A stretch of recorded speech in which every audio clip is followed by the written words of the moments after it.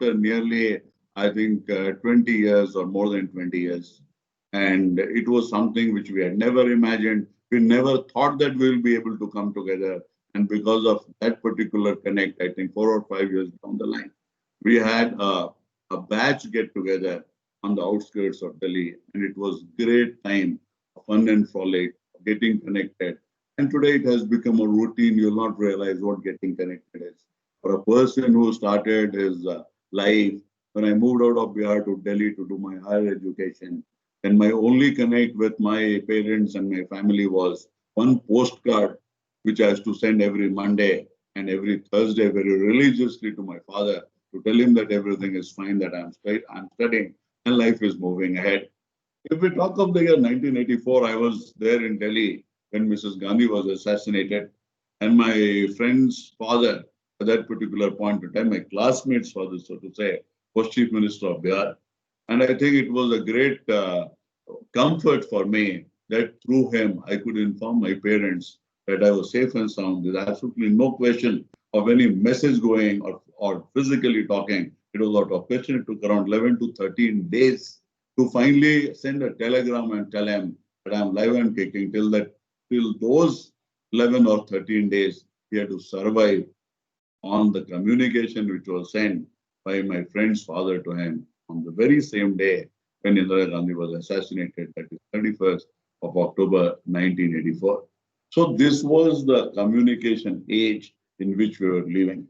And while this whole drama was unfolding, this was one of the worst riots post 1947, 48. It was the worst riots. And we used to get all sorts of rumor every single day that our water systems have been poisoned and that there's a train coming from Punjab and that particular train is full of dead bodies and heads have been chopped off and all sorts of stories on and on. That was a different age and stage in life.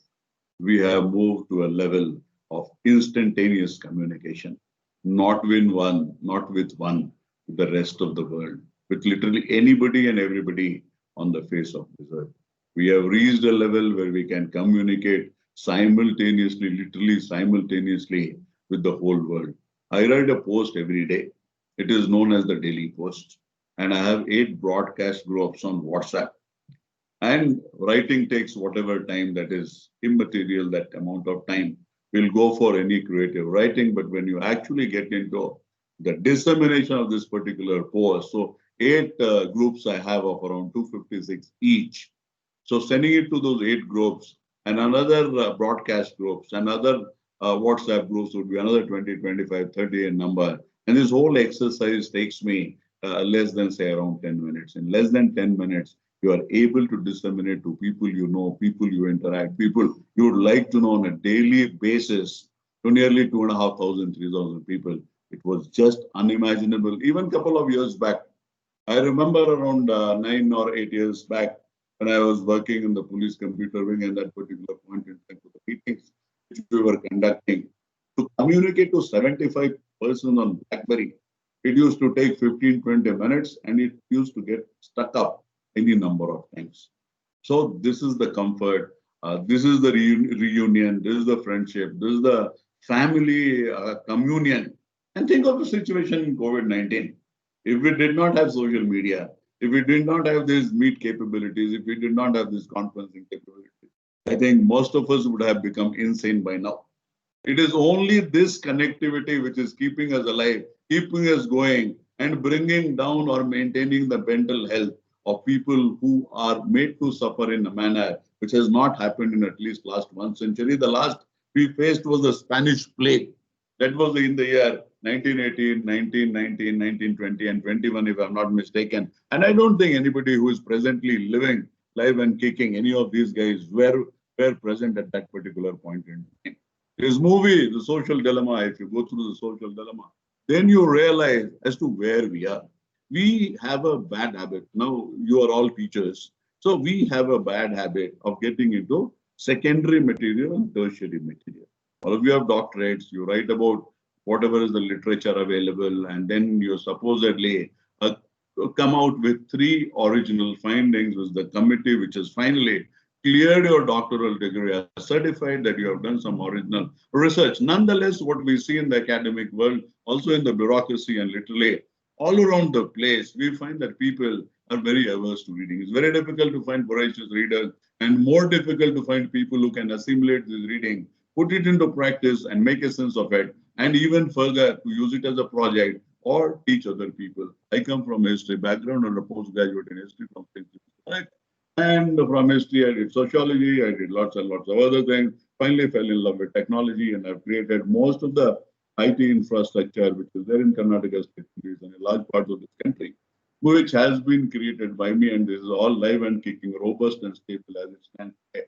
And in the year 2010, I think I took permission and we started the first Facebook account for Police IT. Police IT is the ERP solution which I created in the year 2009-10, and that is the ERP solution on which the whole Karnataka State Police runs, running from 1,607 locations on 12 modules, 517 screens, 422 reports on my own VPN over broadband, which has become VPN over FTTH, fiber to the home, on my own data center, which runs on a private cloud, and we don't work offline.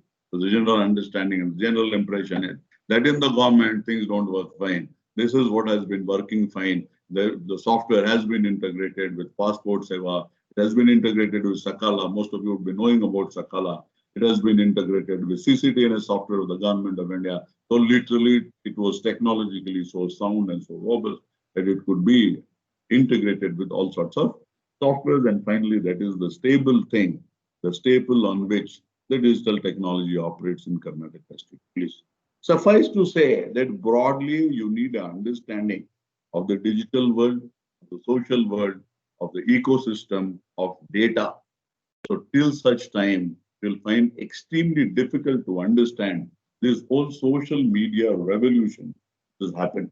The social media revolution, if you see, that we started from the print media after the printing press coming, we came into the print media, the newspapers were the main medium of dissemination of ideas, of our thought processes, of incidents, accidents, whatever was happening in the world.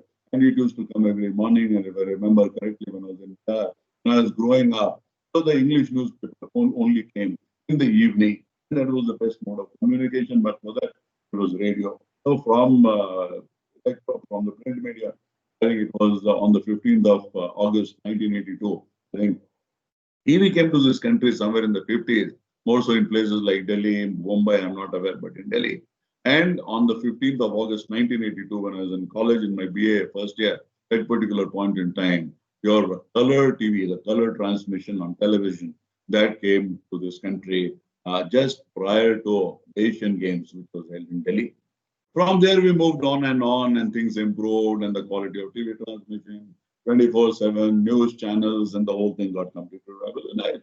Till around, say, 10, 12 years back, 15 years back, somewhere around that time, social media appeared onto the scene, and it has been like a dinosaur, taking over literally anything and everything, and finally reached the position that today it is the primary mode of dissemination of any idea, any thought, any information, propaganda, fake news, whatever you call it. So it starts with social media and ends with social media. It has reached a level wherein even your mainstream media, electronic media, and the print media are picking up stuff from social media. Social media is the only medium where you can directly publish whatever you want.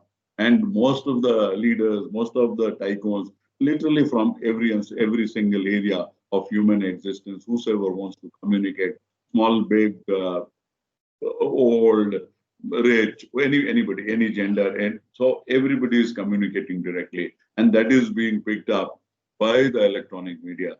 I generally come up with a very witty comment. It's not a nasty, but I call it a witty comment.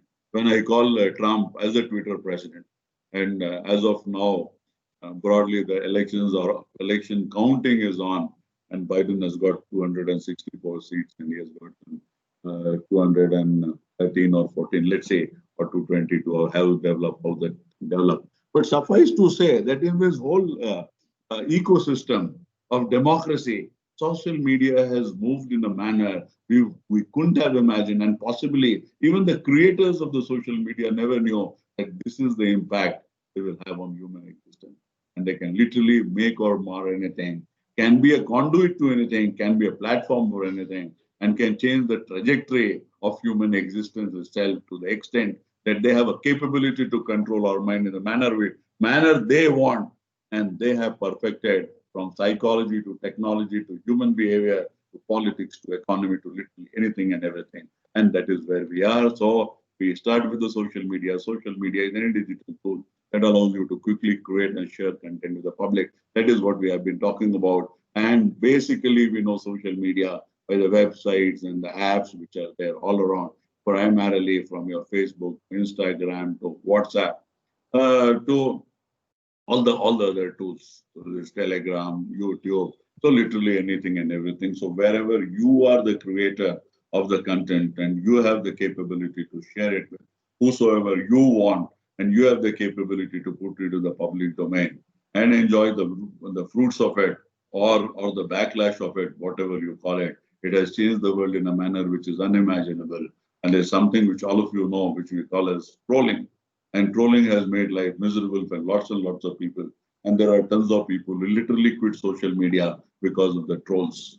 There are organized armies, so we can call them the infamous digital armies or social media armies, who will generally attack you for their thought process or whichever way they are paid or whatever they are supposed to do. So they will come out in the open and they will make your life miserable based on the political leanings of that post or based on the gender of that post. It can be anything which is not suitable to them. They are like an army, literally making your life miserable in a very incisive, precise multimedia attack, so that your life becomes miserable. You are stalked, you are trolled, you are bullied. It's a totally different world. To think of a situation in the earlier days, if somebody wants to bully you in this manner, or wanted to stalk you in this manner, or wanted to troll you in this manner, it was just next to impossible, and it could happen once in a while, and it could not continue over and over again. If you talk of this East German communist rule, so they had a military, intelligence espionage sort of organization called Stasi. It was supposed to be the most crude, the most potent uh, uh, intelligence organization on the face of this earth. Even they would find that the present day capability of social media to basically monitor, supervise at your own will every single transaction of human feeling, sentiment, expression, thought process. I think it would have been a heyday for them if they ever had this technology. And this is the technology which is snooping on you. It is snooping on you in a manner you could have never imagined. It is snooping on you in a manner that it is providing the range of connectivity which you are not able to imagine. I don't know whether you are aware of the fact or not that the immigration agencies, they look into your social media account to find out as to what is your thought process. And there has been instance, there might be a large number of other instances.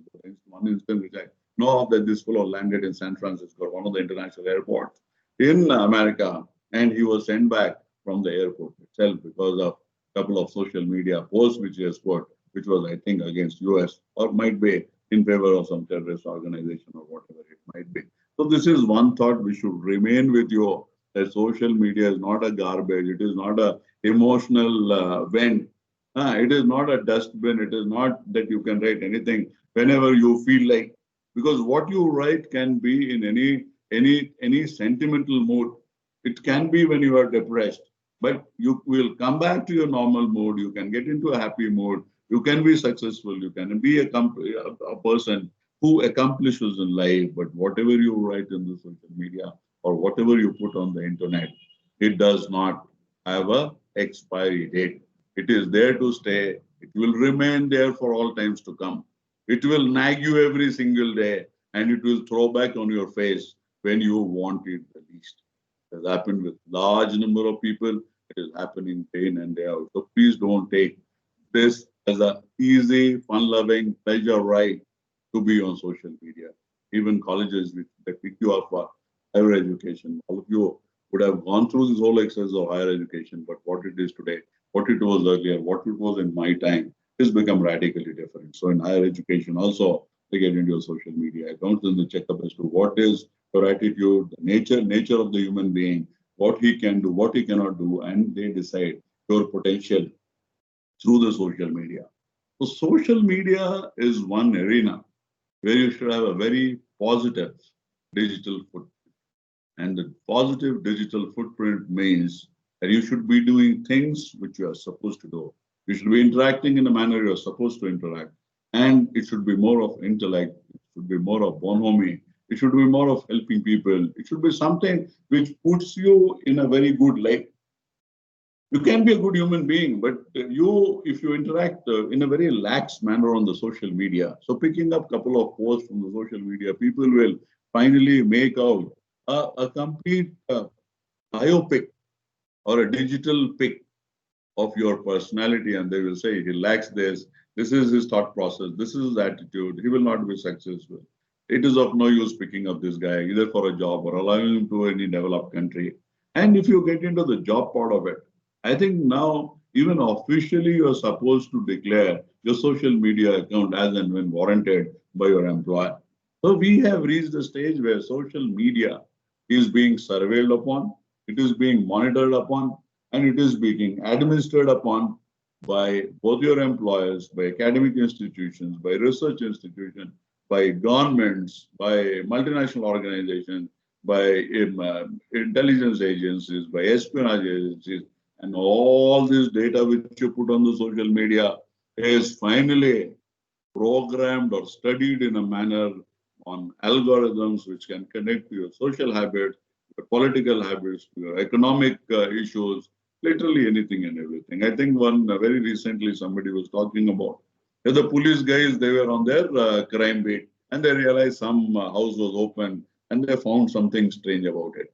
At that particular point in time, they entered the house and they found the burglar sitting in the drawing room, sitting on a sofa, and he was enjoying time. He was having some beer and all that right during the day.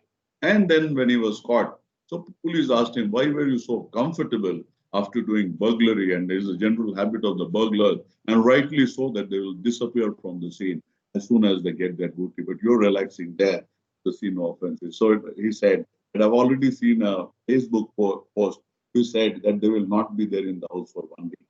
So he came comfortably, he was relaxing, he did his job. So this is a one nature of information which can play havoc. In 9/11, most of the communication was done through a tool called steganography. And through the email, in a picture, they used to hide all the text. And it was open at the other end. And what happened out of that, 9/11, all of us know that changed modern human history for all times to come, brought in a life which is radically different. So our first change in our human existence has been on 9/11. And the second, I presume, we are undergoing right now. And that is the pandemic, which nobody had ever imagined. The best of the brains could not even fathom out 1% of the challenge which was in front of us. And whenever it came right there, still we were not able to respond. So life before social media, I was talking to you about life before social media. Transformation to a totally different mode of social interaction. Life before social media was that you had some time in the evening, you went and met your uncle, friends went outside, they were sitting at some roadside corner, having tea, coffee, enjoying life, meeting friends, and in a very small geographical domain. Once in a while, you went outside. Eating out was the name of the game, and snacks, chit chat, sending letters, reading books, and all these things, which most of you, at least the younger lot of the lecturers, so they would not be aware of this fact. But this is how we live. This is how we grew up. We have never seen a screen till very late in life, and for us, the screen meant only the cinema theater. There was no other screen. And today our life is mediated by screen. So between you and me, between a lecture and the people who are the participant in this short-term training program, it is the screen which provides the modicum of interface by which we interact with each other. So that was the social system, the social interaction, your parents, your friends, and when our parents are around. So you'll never get into something where which they don't like. And it cannot be a situation wherein you are basically trying to avoid those guys or sitting in front of them. You're doing their own job. So all that social hierarchy, family hierarchy, for good, bad, or ugly. So that was the existence. It was a bonding. It was bringing people together. There was, I think, much less of artificiality in human existence, and there's much less of being superficial, of impressing people, because you knew your friends, you knew your relatives, you knew your acquaintances, you knew your colleagues day in and day out. And it was a very so small geographical world which you traversed. I remember I joined service in the year 1988. I joined Indian Customs and Central Excise Service, and I joined Indian Police Service in 1989. And lo and behold, from 1989 till around say 2007, 8, or might be even 2010, which is broadly more than 2 decades, we could hardly get a chance to talk to our batchmates who were spread all across the country, and a couple of them even outside, and my college mates who were there all across the country and all across the globe. But this communication, it never happened. Once in a while, somebody would have landed, then he will call you and he will say that, okay, I'm coming. And that was a moment of total elation. And then you stopped your work, you sat with him, you try to pick up whatever he has learned, where you have reached. And that particular one interaction, again, you would keep deep in your heart. And after 10 years, 20 years, if you're lucky enough to meet him, then you will come back with the same story. Otherwise, that was the end of the story. And life moved on. How many of us have been able to actually give this, the social interaction model which we had to our children? I have absolutely no idea. And if you have not been able to give this social interaction model to children, they will feel that the social media is the only system of impact. And the way we are getting engaged with the social media, certainly it's not the right way to engage with social. I use social media. I use only as a publicity mode for myself, for the dissemination of a daily post, which I write every day, to smoothen my communication, to have groups which help me in conducting my business, and to connect to people who are of my thought process anywhere on this face of this earth. When I have time, when I have the inclination, and when I have the mood to make an effort, only then I use this social medium. Use it in a manner which is beneficial to me. And by the end of this lecture, I'll explain to you as to what should be your thought process and what should you teach the students and how should you inculcate the ideas of a responsible digital living to people around you, to your family, to your children, to the community, and to the nation at large. So transformation in social interaction has been it has been a total metamorphosis. If you think of people who were there in the year 2005, 7, 2009, and the way the people live today in the society, in the way interact, I think it is a paradigm shift in human communication, human societal living, and the human existence itself. So this is where we are. Is social media an unknown platform even today? Though we have been interacting with the social media for last so many years, and our kids have grown up with social media, at least the children who are in the age group of say 12, 15, I think even 20 years of age. So they have grown up with the social media. They have grown up with social media accounts. They have don't know what privacy settings are much more than what any of us know. But still, the reality is that social media is an unknown platform. Very rare you will find people who even understand what is a data life cycle on a social media platform. There's hardly anybody who will realize that on a Google platform, whatever it might be, one single click generates nearly 7 sets of data. To what utility, to what consumption, I have absolutely no idea. It has become an enmeshed digital social world. So the people who run this platform, people who run these businesses, people who are making billions and trillions of dollars out of social media, they know what they're doing with us. We don't know the platform. And suffice to say that majority of us, even privacy settings we are not aware of. And we work on default privacy settings. What is there at the back door, nobody has any idea. But even in the information which we provide, the data which we provide, which is analyzed by these IT behemoths, I think there is sufficient amount of data for them to create trillions and trillions of dollars. and take it to a totally different level. They have already been amassing this sort of a money for last at least 10 years. And the way things are going, they're getting into trillion-dollar companies. In COVID-19, it's only these IT behemoths who have become basically dinosaurs, and they have been making money in a manner unimaginable. So it is an enmeshed digital social world. And this digital social world, unfortunately, has to be unraveled by you for yourself. And you have to decide whether it becomes an anti-social media for you or it is a social medium for you. To what extent, in which manner, for what amount of time, the world will not change. World will never change. And if you need 16 hours to study to get whatever level of performance, you will always need 16 hours. It might be cut down by another 2, 3 hours because of the technology, because we used to take a lot of time in organizing the reading material itself. So you don't have those issues that you can cut down on 1 minute, 1 hour, 2 hours, 3 hours, 25% of whatever time is being spent on that. But suffice to say, that hard work which has to go. You can talk to anybody. Technology can be an enabler. It can be a facilitator. It can improve the quality of the work, the look and feel of the work, the potency of the work, the dissemination of the work. Now, this particular PPT, I got up at around 3:30 in the morning because I had a morning engagement and I have prepared this PPT, nearly 70-80% of it only today. And why it happened? Because I can lay hands on the internet repository of knowledge.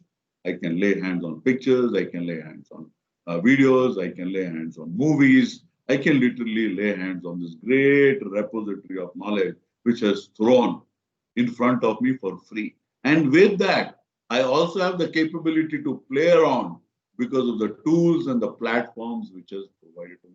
All of you would have seen there is a snipping tool. I don't know how much of you use. Snipping tool is a tool which is unimaginably so nice and so comfortable. You literally pick up anything from anywhere and finally put it on a PowerPoint presentation mode, and it looks as if it has just been printed. This is what the slide which is there right up front of you. There are a large number of slides which have been created in this mode. And then you put your thought there. And once you put the thought there, it is yours. It is like an open source software which you have customized for one particular objective, that particular purpose, and it is ideally suited for that. So this is where we have to go forward. This is the way we have to use the digital medium and also the social media. It cannot be a reckless sort of a takeoff and enjoying being on a pleasure ride and enjoying it as if it is liquor or it is gambling. And that is the effect, which these social media platforms and the sites intend to give it to you, because if you get that feeling, what you get out of gambling and what you get out of liquor, you will remain with this social media site today, tomorrow, for all times to come. How many hours we don't know, because if you ask a child how many hours you were on the social media, he will always tell you half an hour. But if you start checking his timing, it will never be less than 2.5 hours. So what damage it is doing to your thought process. I think human mind needs some free time also. If there's absolutely nothing else, you need some free time. You need time to recuperate. You need time to think. You need time to analyze. You need time to strategize. You need time to plan. You need time to execute. And if your whole time is basically stuck up in social media with whatever pictures are being sent, videos are being sent, and all the trash which is circulating all around the place, I think you're just wasting your life. You're just wasting your time. So on the technology side, because most of it which I'll be dealing is basically the negative part of the social media. But as technologists, you and me, let's try and understand which of the tech side also and why it was possible at this particular point in time in human history and not earlier. So tech side, how did it happen? Social media happened because we developed the capability to create this humongous amount of data. By our interaction, every single thing became data. And on that data also came another level of data, which is basically your system generated data. So this is properties and system generated data. on the amount of what you are sending, on the storage capability, when it was created, how it was created, which route it took, what are the audit logs. So that metadata also came, and metadata can be analyzed, I think, much better than the data itself. So the creation of a huge amount of data out of our total social interaction and more people moving onto the social media. So that is where this whole program started. And because of our capabilities of huge amount of storage. Earlier, we were not able to store this level of data. Neither was it created, nor we had the capability to store this level of data. Now, storage has increased in an exponential manner. And the whole data of 2.2 billion people, Facebook as a company, inclusive of your WhatsApp and Instagram, they're able to keep that humongous amount of data in the data centers wherever they possess in whichever manner and deliver services and uptime, which is 99.999. Mostly you can call it 100%, but for might be some outages which happen at some particular point in time. And computation, as you people come from the computer science background, so you will be aware of the fact of the Moore's law. So Moore's law says that every 18 to 24 months, the computational capability of the world increases or it doubles. So this has been happening for last 50 years. And that is how these chips have kept on improving and improving and improving. And today we are where we are. So computational capabilities has increased in an exponential manner. So we live in an exponential age, and the computational capabilities are commensurate to the exponential age, to the disruptive age in which we live. And finally, and most important, is the intelligence which we are creating out of this data. The machine learning, the artificial intelligence, the algorithms which finally dictate social media end to end, there is very little of human intervention. And if you leave it to Mark Zuckerberg to explain it to you as to how this Facebook functions, he will not be able to tell you the whole data mechanism, the data architecture, the way it moves, where it goes, which node, which packet. I don't think they'll be able to tell you what it is, but overall they know. So what is the mechanism, where it is controlled, where it can go, where it cannot go. So all that particular architecture, the architecture is there, and rest is being built up. The rest is being built up on that particular architecture, and you are being delivered the service which you are being delivered. So algorithm moves our social media existence. They have become the most intelligent systems in the world which they pick up from whatever you do and whatever data comes, and that analysis, that is basically your pattern analysis, your predictability, literally anything and everything, and the level of data which is being analyzed, the more it goes, the more precision they can use to give you whatever judgments they give. And then you feel, oh, this is normal, and this is what I was thinking of. And literally you find that anything and everything which you intend to do is already being thought by the social media. And you have those intelligent agents all around the place with your Siri and Google Assistant and things of that nature. You utter a word and there is somebody there in that voice which is asking you what you want, which way you want. So literally anything and everything which can be done on social media is the biggest database which human history has ever seen, and the biggest database which is exploited in the most commercial manner. Somebody asked Facebook, or they are somebody related to Facebook, as to how much of your data is being monetized, and the answer was only 100%. So what we are working as digital coolies for these great companies, so literally anything and everything is being monetized to best of its levels and monetized to a level which is unimaginable. And it is not an advertising company which is the lead advertiser in the world today. It is Facebook and Google, and might be Google is the #1 advertiser in the world. So a company which deals in digital technology, a company which deals in social media, and lots of other things, and Facebook which deals only in social media. So they are the biggest advertisers. As long as you can move the eyeballs, as long as you can move the eyeballs, so you are the company who will rake business, and advertisers will come to you. You see the nature of advertising which is happening. You see on YouTube, you see on Facebook, on Google, you will see anything and everything. It is very neatly intertwined with every single product that is made. You are forced to spend time on the ads. And the most beautiful part is that if you don't want these ads, then you have to pay. You to keeps on saying, oh, you don't want the ads, you want a ad-free existence, then you pay again. So what is happening to this data? Data works on a controlled business model. And all of us work under a controlled business model because we are the people who are creating data. And it is the advertisers for which we are creating this product. And in a way, we have become products ourselves. So data is woven into an invisible lattice of coercion and control. They coerce and they control. They lure us. It is a carrot and stick policy. Actually, the stick is not there, but stick, if it is there, it is not seen. So that is the monetization, commercialization part, misuse part of it, revenge pornography part of it, um, uh, hacking democracy part of it, getting into electoral stuff part of it, propaganda part of it. So that control mechanism is there, but broadly we don't say. So it is an invisible lattice of coercion and control, not to mention as a source of enormous profit. So it is both coercion and control, and it is enormous profit. When it is sold to advertisers are not the only people. You would have heard of Cambridge Analytica. And I think they made huge amount of money with Facebook. You have YouTube, you have Facebook, you have something which is known as associates. And by associates, I presume and I understand that this is business associates. And business associates' relationship with this IT behemoths, this big social media company, is a totally different relationship where they finally trade your data, which you and me are not aware. There is absolutely, this is the bank of data. This is the bank of our social interaction. And unlike our bank where we know every single transaction and we know how much amount is there and we are owner of it, however much bank might try and play fool with us. But in the social media data and data is not under our control. We don't even know what data we have created. We have absolutely no idea. And that is being played on our behalf by Facebooks and Googles, and huge amount of money is being made out of it. They have not even condescended to a level to give us some sort of agreement. There's something which comes, you accept, you do this, you do that. So that is where we are.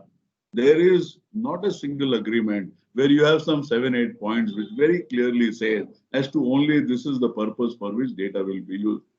In the United States of America, the total quantum of people spending time on data, social media and the products and the apps therefore, and all what they sign as agree, which means they are into an agreement if all those documents, which are basically in 4 font, the font size is 4. So if it is to be read, they say it will take 74 days of physical reading, leave aside understanding. 74 full days of physical reading only to read whatever you write, you agree, you consent, or you give the go ahead to the platforms which you are on.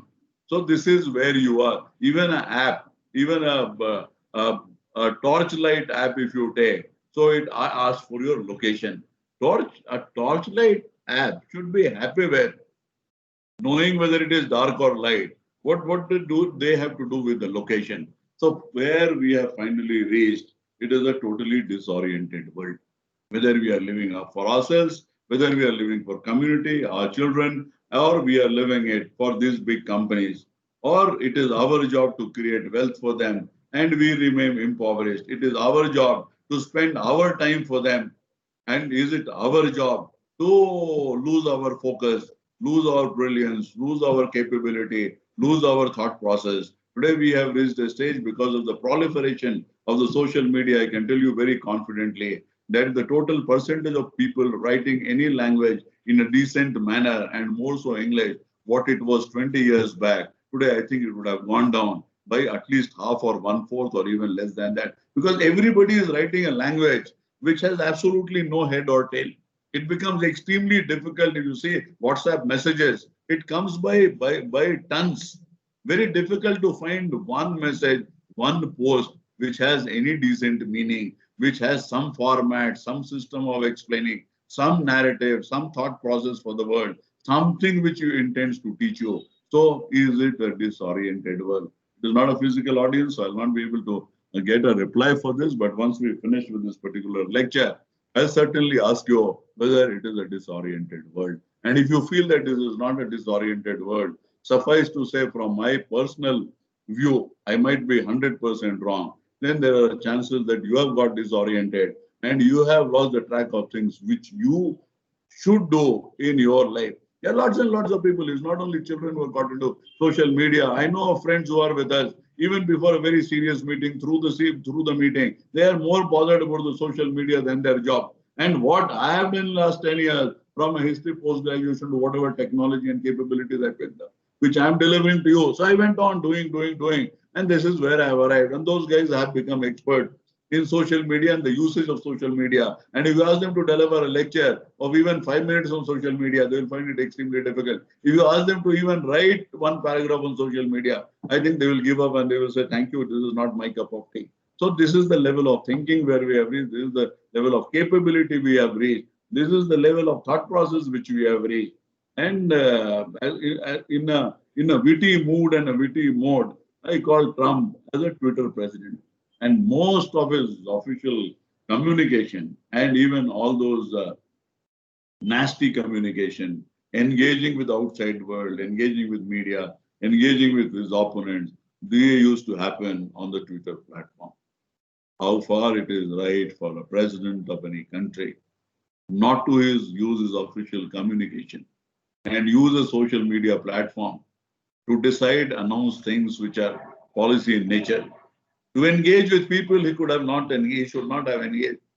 But just because the social media was available, he used it as a tool of state policy, of even basically denigrating the office of the president from my personal point of view, and keeping everybody on hooks unnecessarily for no constructive or useful work. So just because a platform is there does not mean that you should be on that platform on a regular basis, on a permanent basis, for times uncounted, for reasons unknown, and deal with that whole social media as an independent individual without talking to anybody, without taking anybody's counsel, without taking anybody's advice. I remember of a, I think, 2-3 minute shot in the movie called The Social Dilemma, where the lady of the house, she decided that all these phones will be kept in a jar and will remain so for next 48 hours or 7 days or whatever. And peacefully they will sit down, they will eat, they will interact. And the young girl in that house, I think within, I think, 5-7 minutes of time, she tried to open the jar where this particular phone was kept, and the jar did not open. It was locked properly. And then the mother of that particular girl, she told her, boss, this is not doable and you will have to do without the phone. And then they started eating. And in another 2-3 minutes time, third one sound come, and she had broken that particular jar and she had taken out the phone. So this is where it is. This is insanity, a total insanity, which is happening. You take away the phone from your child and then you will realize where you are. So social media has become very, very serious addiction. We don't realize, but that is where it is. And people who have created this whole animal, people who have created this dinosaur in their own words in this movie called The Social Dilemma, if you watch that movie, you'll realize as to what they feel about it, even knowing all the dangers of what this medium is. Still, they were forced to, they could not hold on for not interacting. So this is where we are. So we are people we don't understand that much of it, and the kids don't understand anything. So they feel that they're on the rat track. And the number of cases which people come to me and discuss with me, I think nearly 80-90% emanates out of the social media. So that is where we are, and that is there in every single family. Everybody, I think everybody is lost in this trade. What comes for free is a trade-off on your freedom. So you've got social media for free. Everybody is extremely happy. They feel that this is the fun time. This is the pleasure ride. But as it is told in the US, there is no free lunch. And why in the US, across the face of this earth, there is no free lunch? So we think that whatever we are doing, we can get away with it. And so finally, we have lost our freedom. And every single day, you find some leak, some photograph, some video, some this thing, some that thing, all happening all around the place. Whether it's accident, whether the incident, whether it is Hathras, whether this, whatever would have happened somewhere in the social media, things will come. So that is a complete trade-off on your freedom. And the other way around, there are lots of people who use the social media for propaganda purposes, to basically create sympathy and sentiment on their behalf. which we have been seeing in last couple of days, for literally any agenda which they think of. And they have developed a capability and a hype and a multimedia camouflage sort of a packaging sort of an art that they can change your mind in whichever manner they feel like. All of us have seen that even elections have been changed in the direction people have wanted. And most of us feel that it does not impact us. But over a period of time, you realize that every single thing, which is the social media, which is coming on day in and day out, so it starts impacting you. So that is the danger which we have. So a false thing, even if when it is repeated 1,000 times, you start believing it. So you should realize one basic thing which you have to realize, that the more you are on the social media, the more your freedom goes for a six. There's somebody from Jammu and Kashmir, from the Indian Army, so he rang me up and he was asking me, sir, it's like this. And that military establishment, they are saying, you don't go to the social media, don't put your photograph. I think rightly so, because you put your photograph, I think there are nearly 17 sets of data which come out of that single photograph. 17 sets of data which come out of a single photograph, from the camera make to the number of frames, to your location, to literally anything and everything. And if you are in a war zone, if you are in a zone where the defense does not want you to get into the social media, you think that your freedom is being curbed. On the other way around, actually you have been getting the freedom to live a peaceful life in the geography where you are in. You are putting yourself to jeopardy. You are putting your colleagues. You are putting your army, whatever, platoon or battalion to risk, and you are putting community and country to risk. You are putting everybody to risk. It is something like, I think, a very neat analogy which you people will appreciate is COVID-19. So that is the nature of infection which social media has. From where it comes, where it goes, who it picks up, in what setup it will come out, what impact, what damage it will do to you, there's absolutely no idea. And I have been dealing with lots and lots of such complaints where young boys and girls, they get into a different sort of a mood.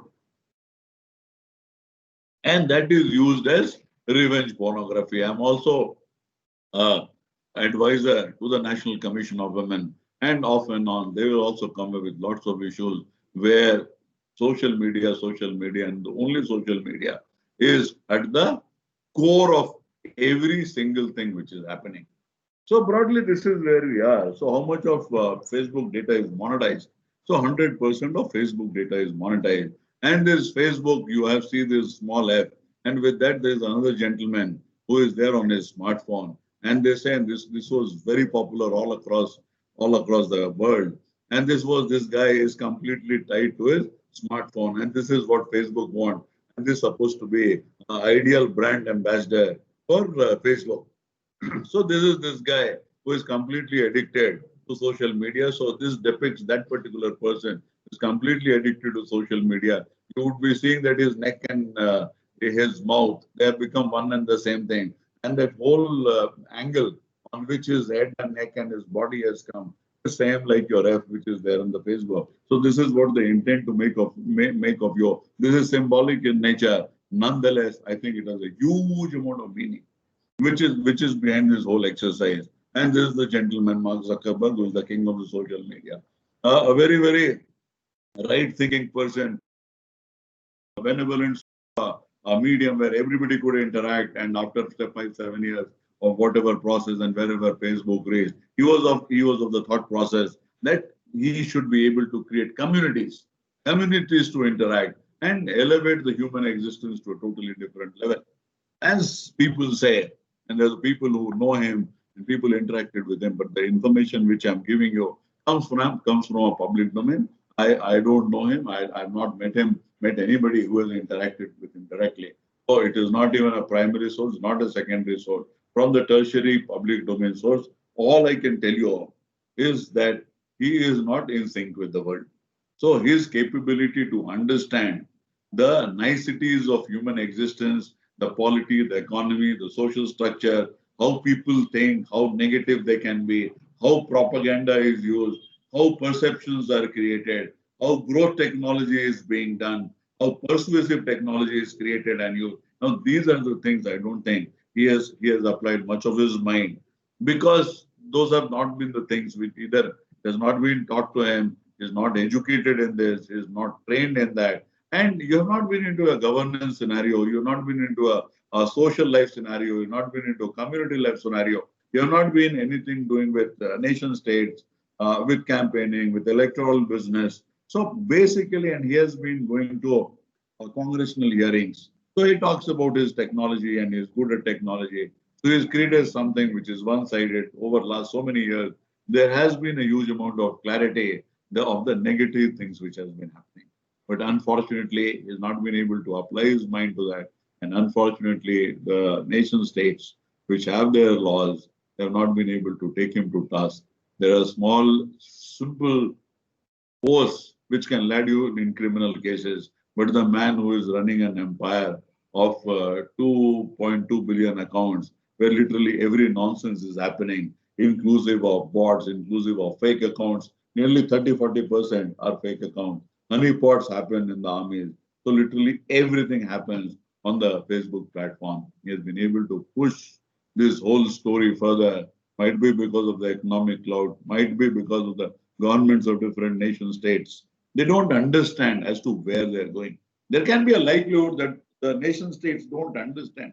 I'm not sure of the fact that before this particular lecture, you were aware that whether there is something which can be termed as anti-social media, that our society, our political life is in crisis only because of this, and that they can do a damage which is unimaginable. And our modern systems, however modern it might be, we are not in a position to either control, audit, or have a complete administrative control or any control, either by law, either by process, either by executive orders in whichever manner. And the most recent has been the antitrust congressional hearing, where four of these CEOs were there, and they were able to get away with the congressional hearing in the United States of America. So that is the level of congressional hearing there, and they have the capability to get away. So our country can be a totally different story, and I don't think any of these CEOs of the IT behemoth will even come to this country. So that is the level of immunity which they have created. That is the level of unassailable power they have created, to the extent that one of the political commentators has been forced to say that these companies are super states. They are super states. They have gone beyond state. And 212 countries combined do not have the capability, the technical, legal, executive capability to control these people and bring them to task. So this is where the whole story is. So Facebook, as it stands today, it links only 2.2 billion people. There is absolutely no government anywhere near it. 2.2 billion people, and they are allowed, they are permitted, it is well within their rights to put any content. Indiscriminately, you can putting content. There is absolutely no control over it. And it has developed algorithms that favor highly charged content. So those algorithms work in favor of monetization of that particular data, understanding the capabilities, the requirements of the advertisers, and whatever other parameters they have to extend their business based on the data which is created by you and me. The beauty of this whole data is that it is dynamic and real time. It is data which has integrity. It is data which has been created by you yourself. There is no middleman in this data. So this quality of data, you'll find it very difficult in your companies, in your societies, literally anywhere and everywhere. You will find data which has some issues with honesty. You will find data which has some issue with integrity. This is a very pure data, which is a very sacred data. And this has happened in that mood. It might be sentimental, rational, logical, or otherwise, but it has been in that particular ecosystem. So this is not going to go wrong. It is a self-service advertising system. That is what this whole company stands for. That is what all social media platforms stand for, and that is what all these IT behemoths stand for. It precisely targets and massive surveillance. Surveillance was one word earlier, which was only for the states. It was only for the nations. So surveillance was done by a state agency, it was done by a government. But now I think much larger part of surveillance is being done by the private parties, by the IT companies. And personal dossiers cannot be. And all throughout since 2016, and whenever it came to light that the electoral process was compromised or managed or hacked or whatever, in the United States of America. Since then, and then lots of other issues came in the later stages. I'll be telling about those issues also. And that particular point in time, he has always been promising that he is tweaking with algorithms, he's tweaking with the security systems, he's giving more controls and things of that nature. So those are all very superficial in nature because they will not do anything which finally hits at the business model, which finally hits the money making machine, which Facebook is. It is one of its kind money making machine, which the world could have never even thought or imagined of. So these elaborate personal dossiers cannot be reformed at the edges. So that is the final thought that these personal dossiers cannot be reformed at the edges. And whatever you are saying in the first 4 or 5 lines, and that is what is happening. And if that is to be changed, I think the complete information infrastructure and the control mechanism of the company, audit mechanism, literally anything and everything has to be changed. So 2.2 billion people use habitually and promiscuously. So they are promiscuous also.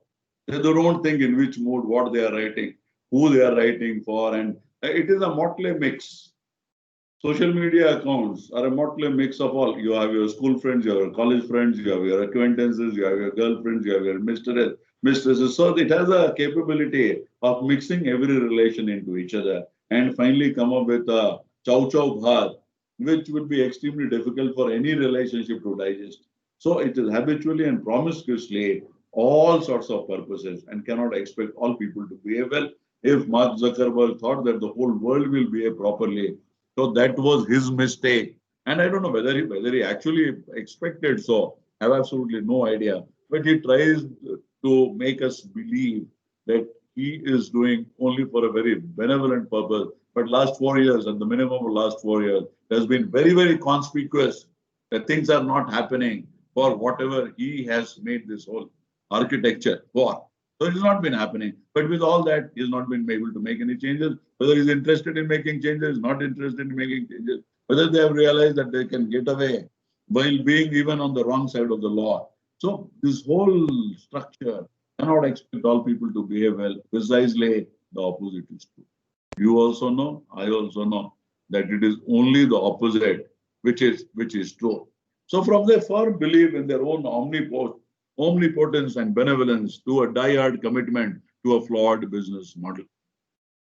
This is what it is when it started in the DOM. Facebook. So it was basically omnipotence. So you can put in everybody, plug and play, all emotions, all reactions, literally anything and everything. What you need from a social interaction, 24/7 at your whims and fancy, right there in your palm, day in and day out with no issues and very small amount of payment to be done to the telecom service provider. So this is the omnipotence and omnipresence that was provided to you and the benevolence which has been talked about by Mark Zuckerberg or the commentators who have been talking about Mark Zuckerberg. So finally translated into a very die-hard commitment to a flawed business model. So this is a flawed business model for us and it is a very, very productive, efficient, money-making business model for him. And that commitment is there. It is a die-hard commitment. And I don't think these people are going to change. And there's also other thought process that you deal your life the way you want. And these people are business people, so they will keep make money. I don't believe in this thought process. Nonetheless, so that is the thought process of the world. And most of the governments also feel that it is perfectly fine that these people make money and make money in whichever manner.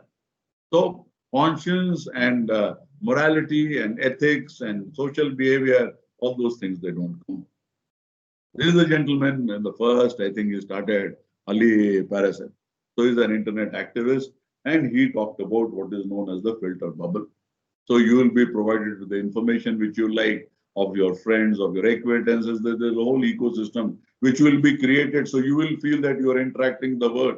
You have a global audience. You are an international type. You have a platform which is global in nature. It is a platform which is run by Facebook. And all those things you would be thinking of. But in reality, from that global to a completely parochial regional geography, that is where you are brought to.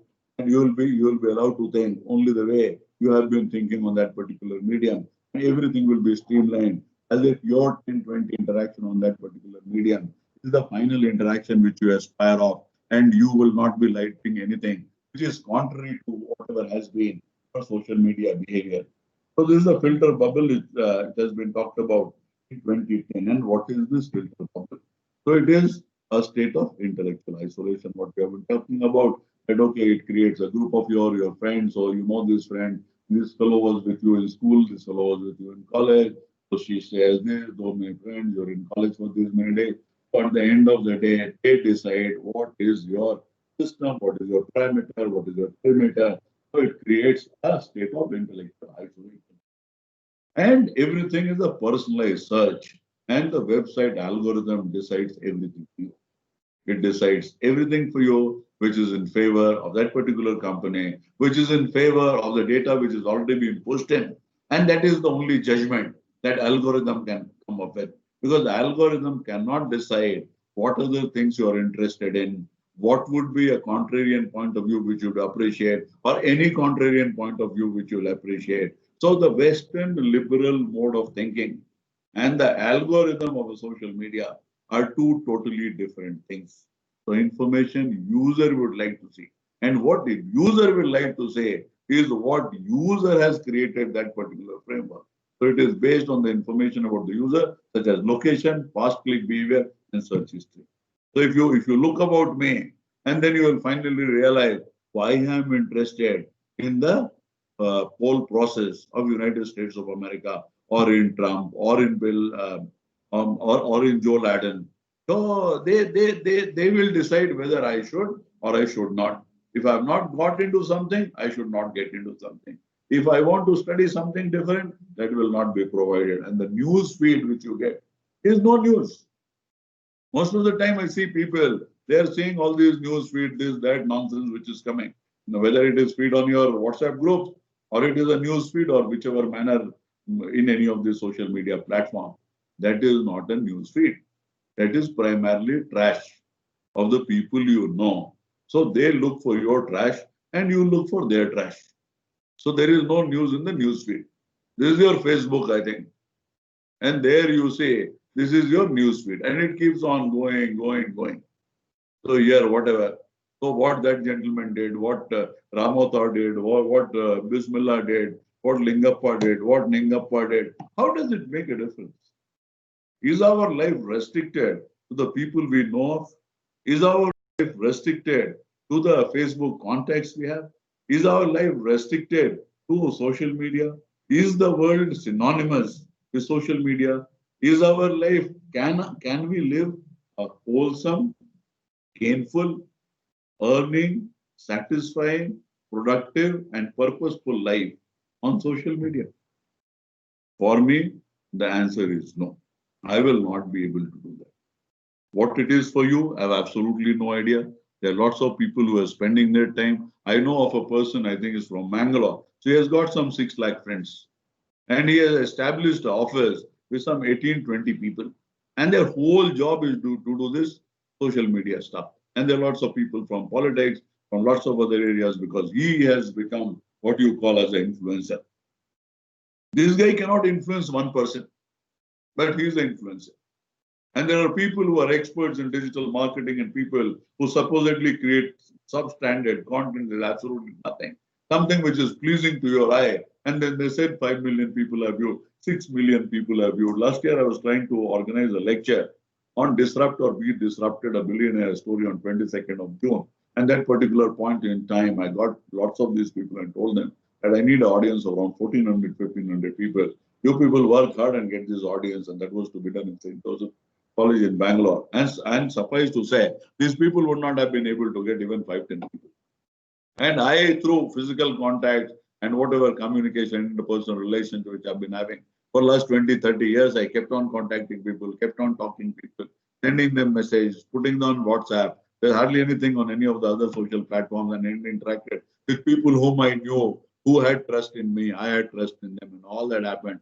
And we had nearly 1,400 people who were there for that particular lecture. Might be that is the biggest technology management lecture ever in this country. And we had to send back nearly 400, 500 people because the seat was not available. That particular auditorium even while standing, could not take more than 1,400, 1,500 people. So that is where we are. So this is the world we are in. So our understanding, our process, our thought process, and our capability to basically shift the nonsense or shift the chaff from the wheat. So that is the capability which we require. And as we went to go to the last part of this particular lecture, that particular point in time, I'll tell you as to what is to be. So we move further from this Facebook story and see, this is what it is. Everyone has his own Google. So you do a Google search, you will get a different page. If I do a Google search, it will give me a different front page.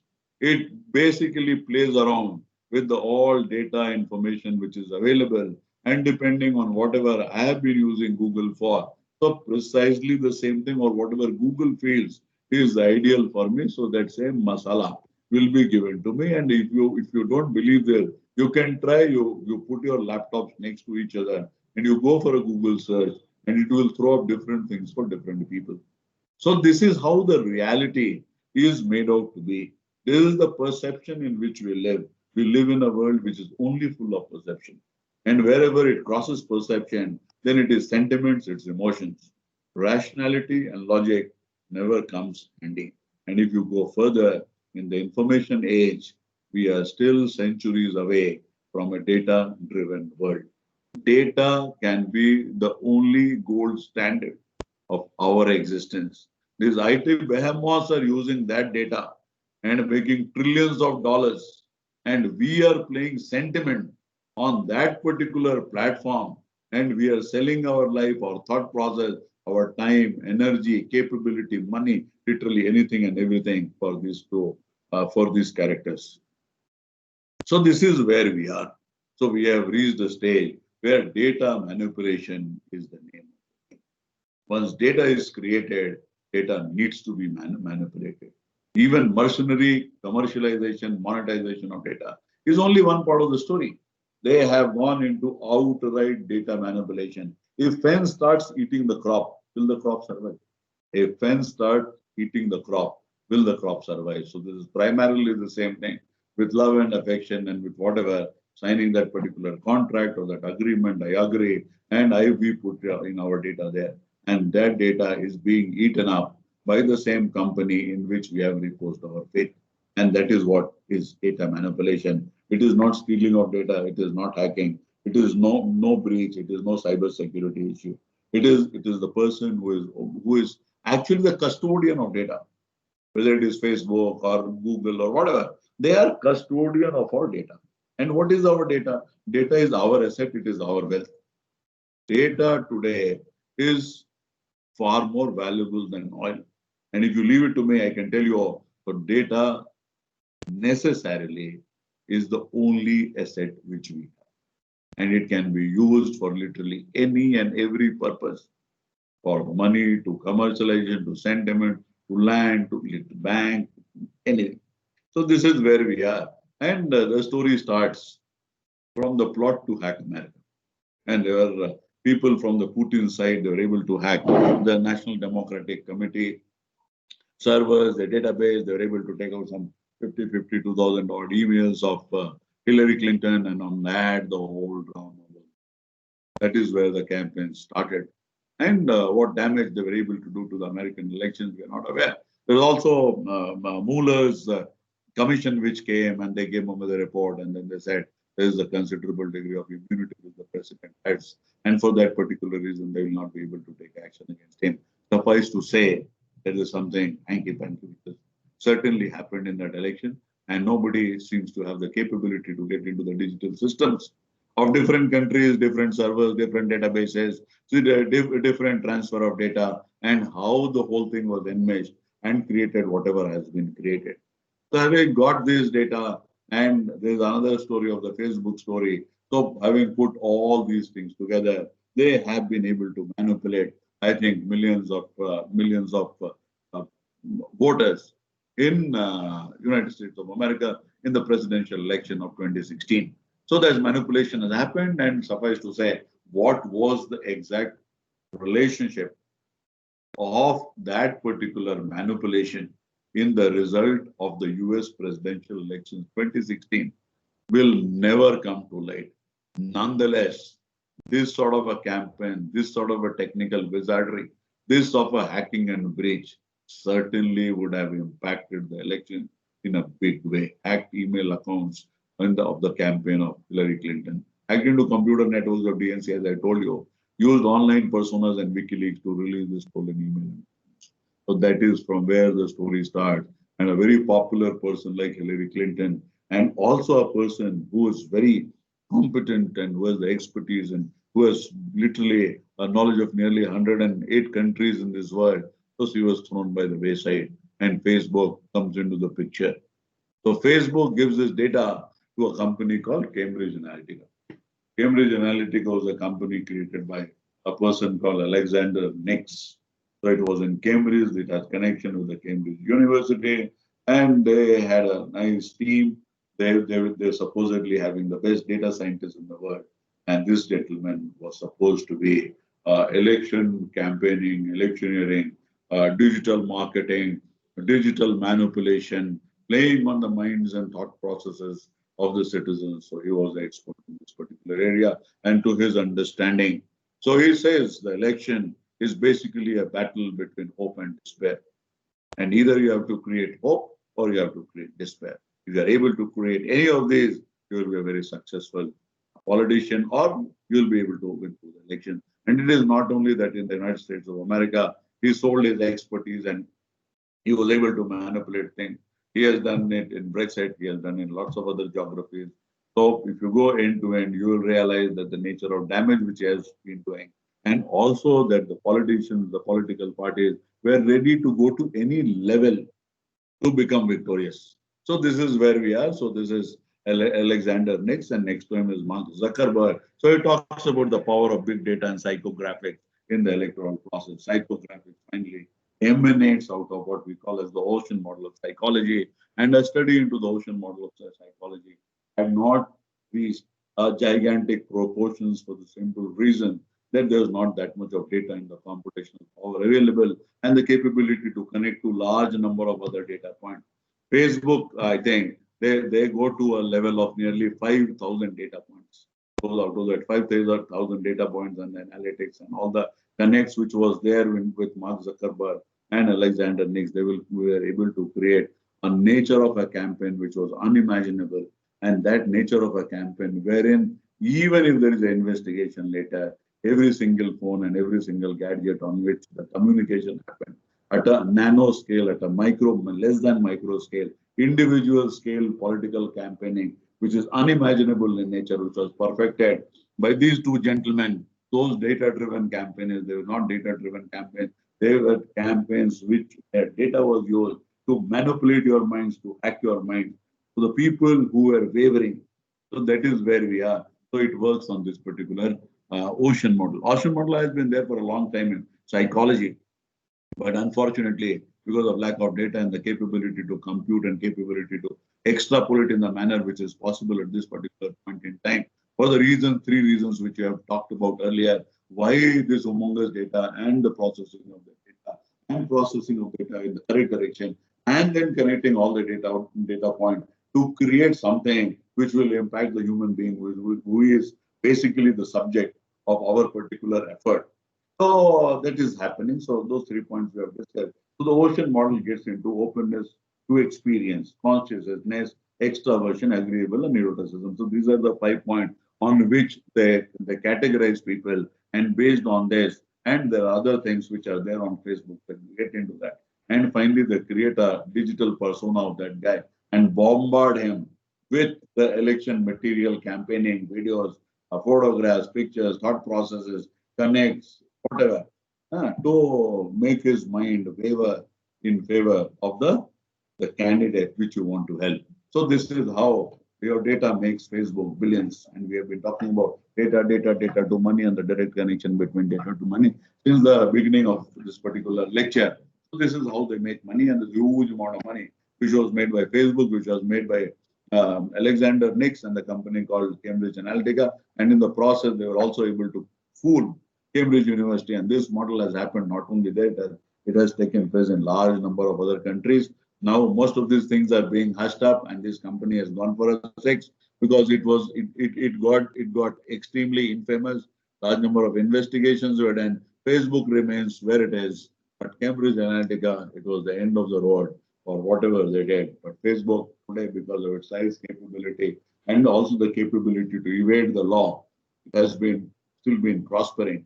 So this is how the whole thing happened because we people are technologists. So we will get into this particular slide also. So where they have 50 million Facebook users. So their data was exposed by Facebook to Cambridge Analytica. So it was raw data of 50 million profiles. That 50 million profiles goes to Cambridge Analytica. So it claims to be a political consulting firm. So it goes there, it is worked upon, and that data is pushed into the election campaigning. And that has been the job of Cambridge Analytica, and it not restricted to those 50 million Facebook users. As we go into the next slide, we will realize the whole mechanism of it. So nearly 320,000 US voters. So they were paid $2 to $5, and they were supposed to fill a detailed personality test on the model on which we have been talking about. See, psychology and neuroscience, neural systems, so they have become part and parcel. Social engineering, they have all become part and parcel of computer science today. And if you don't understand these particular thought processes, psychology, the neural networks, artificial neural networks, how neurons are created, how new connections are created, it will find it extremely difficult to do anything in computer science as it stands today. So after those personality forms being filled up, the collected data as likes and personal information. So that was being collected. And the personality quiz result gave you likes, gave you lots of other things. And on that, they create a superior set of records. Initially 2 million in 11 key states. So this is the connection from the user data, you get the friends, and from the friends friend. So like that friends data is amounting to 50 million people's raw Facebook data. And it is in Arkansas, in Colorado, in Florida, in Iowa, Louisiana, Nevada, New Hampshire, North Carolina, Oregon, South Carolina, and West Virginia. So these are the places where they have been able to impact. And these individuals then were targeted with highly personalized advertising based on their personality. So tomorrow you get, so dear Mr. Ram Prasad, and it was very nice to know about you, and this is, we are working in this place. We are trying to make improvements in the educational system, and we want to put this nature of training, and as we come to power, then we will be able to give you scholarship or your career or improve the pay scale, or other way, some despair, some fear, all those personalized sort of a thing went on, and it went on bombarding. And the beauty of this micro campaigning is that you will never be able to get this data for investigation and catch these people. So Facebook learned about the data lake through a Guardian expose in 2015. I told Cambridge Analytica and Krogan to delete the user data. They took both the parties at their word. They had done so. So this is the level where I can tell you that this is a completely anti-social game which is being played upon us. So it is the anti-social media. So they believe and they are very comfortable as long as it does not hit their cash register. So one fellow writes something and everybody believes, then the work has been done. Sorry.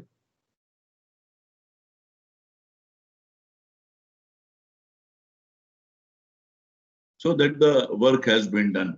And they are so audacious in their replies because nobody is able to get into their systems, whether it is government or any company, at least in India, they get into all our systems. Literally everything is there in the public domain. But unfortunately, what is in the public domain is only the financial and the legal part of it. And actually, this data has never been a raw material in an assembly line process, so nobody understands. Data being the main ingredient of an assembly line process, which creates Benz and Mercedes and all sorts of great automobiles, it has never been there. And very, very, very audaciously, the Facebook writes, this is the request for any document relating to investigation pertaining possibly undertaken since 2014 by ICO concerning companies called Cambridge Analytica and SCL Group. The response: we have performed a thorough search of our records and can confirm that we do not hold any information that falls in the scope of your request. There is absolutely no way out, no RTI works, nothing works out there. So you'll have to believe whatever they have been saying. So that is where the story lies. And then we had this Mueller investigation, and finally Robert Mueller says that it's very difficult to take a legal action, and Department of Justice prosecutors had to choose between weaker sword and compromise of classified material, and they went in for not compromising on classified material. The case was one of the two listed, two filed by Robert Mueller that described what the US government claims was Russia's sweeping interference in 2016 presidential election. So they had literally nailed, but there were the loopholes of law which was actually used for President Trump, and that is how it went on. The way it went on, and there is a claim that in this particular election, where the counting, the final phase of counting is still underway, that there have been some amount of manipulation, fixing, compromise of system. How far it is true or false, only the time will tell. The ghost is back in the US presidential elections 2020. And is his personal website or official website, whatever is there. So that particular thing was also hacked. It remained hacked for a couple of hours. And then whosoever are his media experts and the digital technology experts, they brought back the site to a functional level. So machinations of today would only be unraveled tomorrow if it happens. So whatever has happened, only if it is investigated, somebody comes, some researcher comes and brings it out to the world, only then you realize as to what has happened. Otherwise, you'll never realize as to what has happened.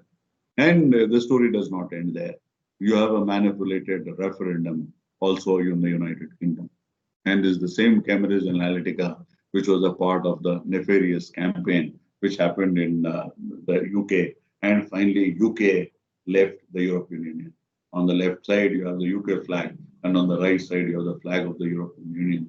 And they left European Union, I think, after 40, 50 years, being one of the first members of the European Union, and most of the economy, or nearly the whole economy, being tied to the European Union because of this referendum. They had to sever the ties. It has been a very, very painful experience for nearly 3-4 years, I think, and somewhere early this year, they broke off from the European Union, doing huge damage to the economy of United Kingdom. So that is where we stand. So the damage which these companies can do, it is humongous, it's unimaginable, and it is irreversible. There cannot be anything more antisocial than that. And as far as the referendum, the Brexit is concerned, I will just give you one story. That was of a village in Ireland, and their huge amount of work was done by European Union. There is a correspondent of Guardian, if I'm not mistaken, who belongs to that particular small town. And she went and she wanted to do a study after the Brexit. And her editor told her, you go and do a study in your hometown and tell us how and why this has happened. And she went there, and lots of infrastructure. The town was completely transformed by European Union, and the boards all around the place of the infrastructural work. And you could see right with your naked eyes as to what the development has taken place in that particular town. But they all voted, and the highest amount of votes against or in favor of the Brexit was by that particular town. It was amazing. Then when she went deep into it, she's being an investigative journalist, went deep into it to realize that this is what was happening there. So the voters who could be cajoled, who were fence sitters, they were made the target of very micro, very intensive election campaigning, electoral campaigning. And it started with that Turkey is going to join the European Union, which never happened, which was not there in the process. So fear mongering became a part of the day, and beautiful ads and messages, and that European Union will take over, and then you'll not have jobs. There are no jobs even otherwise. Whatever jobs came to that particular city, it came because of European Union. And then there's another story which was built up that immigrants will come. That town had only one foreigner, and that person was from Poland and was not coming in way of anybody's job. So this is the scale of scare and playing around with sentiments and emotions for that particular vote of that community or of that swing state. All this is organized. So this is the politics of the day. These politicians, these political parties, they don't understand technology, but they can hire the best of the technology, which is at the apex of, or at the interregnum of psychology, machine learning, social media, micro campaigning, you name it, data science, name it and have it. Best of the brains working for a nefarious activity in collaboration with a nefarious party or a nefarious organization. So finally, Brexit, and that is it. So this is where UK stands. There is a terrorism angle too. Social media is not limited only to Brexit and personal issues and things of that nature. Terrorism thrives on social media, on relay chats, on lots and lots of mechanism which you and me use for normal processes. Cyberspace has been the theater and social media its main tool. So this is how terrorism has survived, and terrorism will continue to survive as long as we don't hold the platforms responsible for whatever they are disseminating. The digital caliphate, this is the ISIS. So ISIS used to produce 2,500 pieces of social media per day, use the dark web and encrypted application. So this is where we are, and 82% of the social media presence was in Arabic language. You see the strategy, you see the thought process, you see how much they understood the capability of the social media. It was for wrong purposes that all of us accept. Nonetheless, the strategy from their point of view was a very successful strategy, and it was through immersion in violent extremist cyberspaces. Complete immersion. This is a Twitter handle, and there are hundreds and hundreds of Twitter handles. And when the countries planned to disable the Twitter handles, they were unable to do. And it was a hacking group by name Anonymous. Anonymous disabled nearly 800 Twitter handles of ISIS. So this is where we are. And this shows you in a very clear-cut depiction as to what online radicalization can do, how it can fuel a complete set of mercenaries who have the capability to take on the world, and they're ready to risk their life, a jihadis of a different type, propelled both by technology and whatever conviction and dream and ambition and aspiration, or creation of Islamic caliphate. So whatever is the dream sold out to them. ISIS and social media has been a very, very neat umbilical sort of a connection. And ISIS survived and prospered and recruited only because of social media, which because of the lack of capability of the governments all around the face of the earth, have not been able to control both the genesis of ISIS, its scalability of ISIS, and its capability to do damage. Probably more sophisticated than most of the US companies. So that is the level at which social media was used by ISIS, was much more sophisticated, much more intensive, much more planned, much more strategic, much more interesting, much more fascinating, much more clear messaging, which happened in the social media by this great organization called ISIS, which literally put fear in everybody's mind, head, and heart in the all across the face of this earth.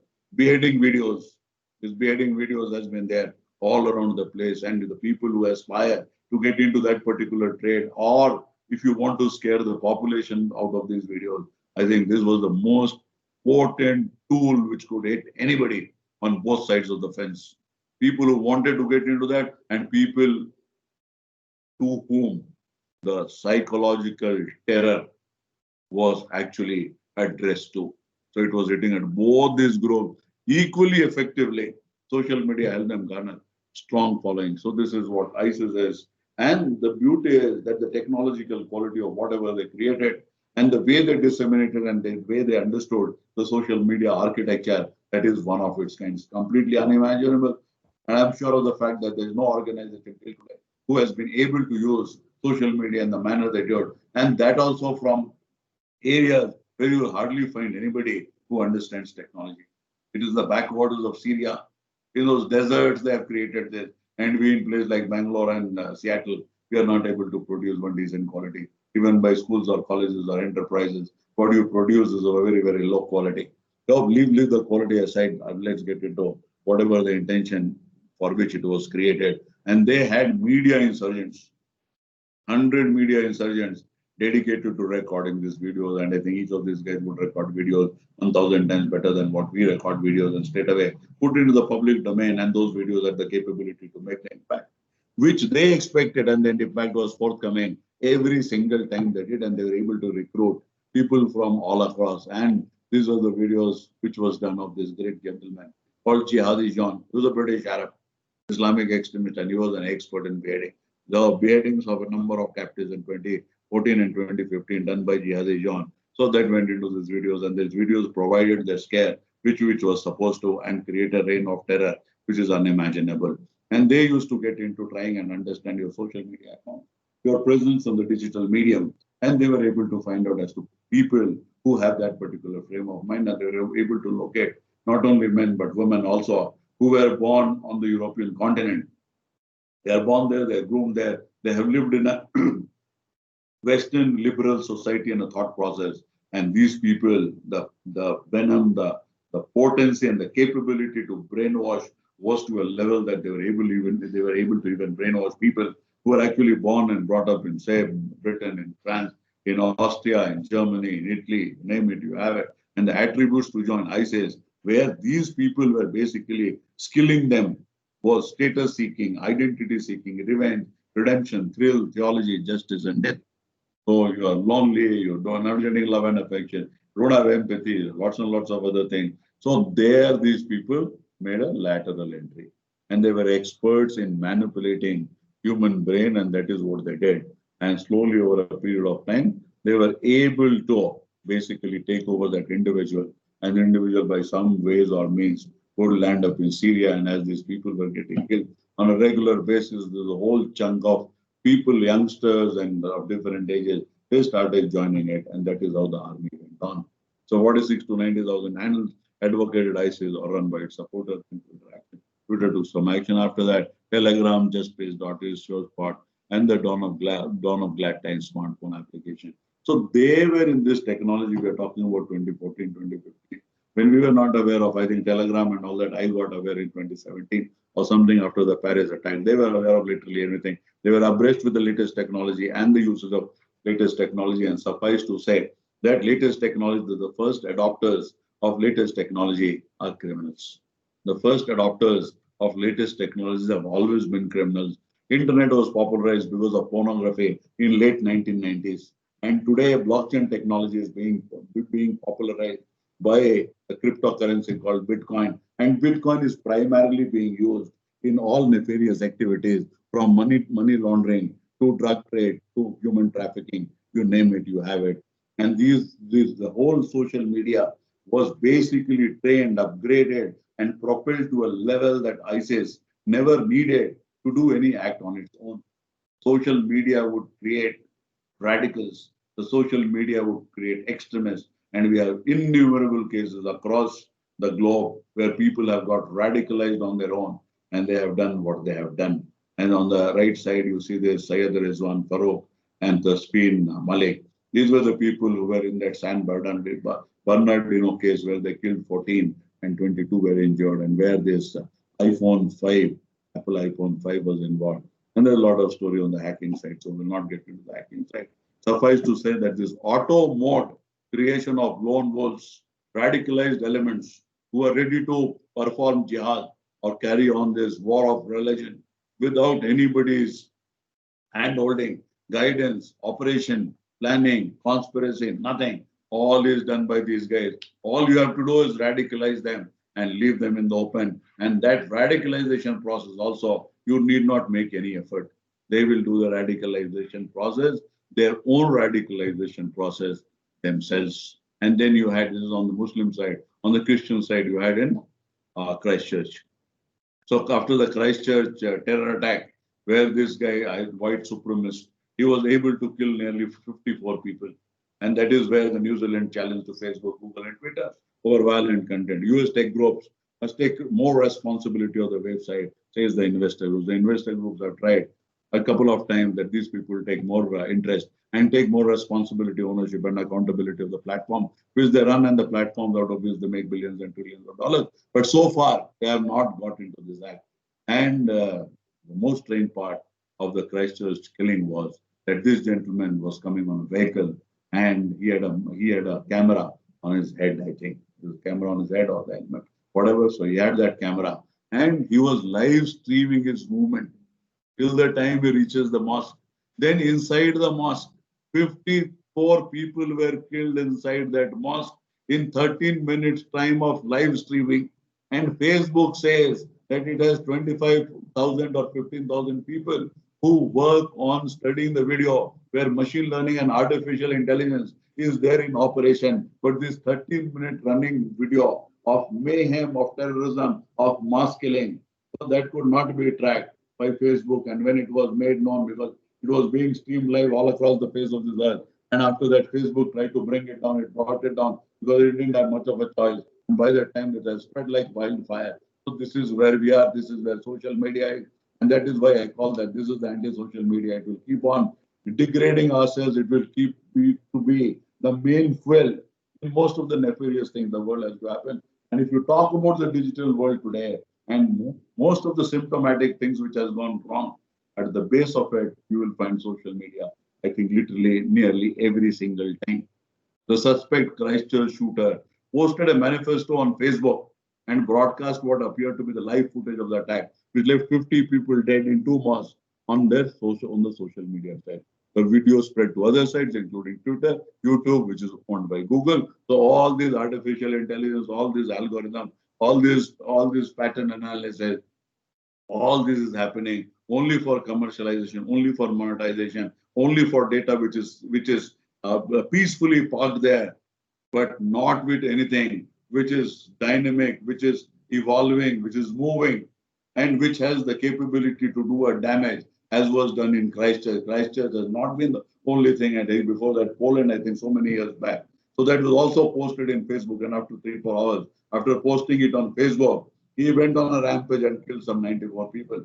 So this is on the higher side, on the extremist side, on the terrorism side. No less we have right here in our country, WhatsApp. So WhatsApp groups being used for creating the mobs who get into mob lynching. And there's a huge amount of hue and cry. And this is not the first time that is happening. Way back in the year 2005, if I remember correctly. So that was the London riots which happened in 2005. And at that particular point in time, it was BlackBerry which was used for this purpose. And BlackBerry was at the core of the London riots in 2005 and over to 2018 or 2018. This mob lynching started, and this was the great WhatsApp through which all these things were being done.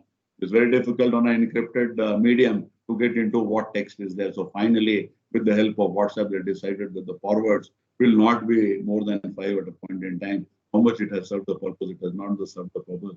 I have absolutely no idea.